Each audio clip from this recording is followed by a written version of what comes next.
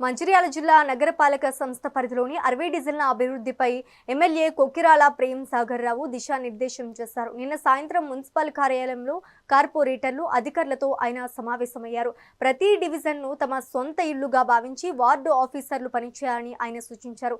ఇప్పటికే తాగునీటి సమస్యను పరిష్కరించామని, రోడ్లు, డ్రైనేజీ సమస్యల పరిష్కారంలో తాను ముందుంటారని హామీ ఇచ్చారు. పారిశుద్ధ్య కార్మికులకు అవసరమైతే వస్తువులు, దుస్తులు వెంటనే అందజేయాలని కమిషనర్ను ఆదేశించారు. కుటుంబం డివిజన్ ప్రజలందరూ మీ కుటుంబం అంటే మీకు మన కుటుంబంలో వాళ్ళకి ఏమైనా ఇబ్బందులు వస్తే, రోగాలు వస్తే, ఏదైనా ఎట్లా చేస్తాం ఆ దృష్టిలో పెట్టుకుని ఆ రకంగా మనం బిహేవ్ చేయగలుగుతాం. ఫస్ట్ నాది అనుకున్నప్పుడు అన్నీ జరుగుతాయి.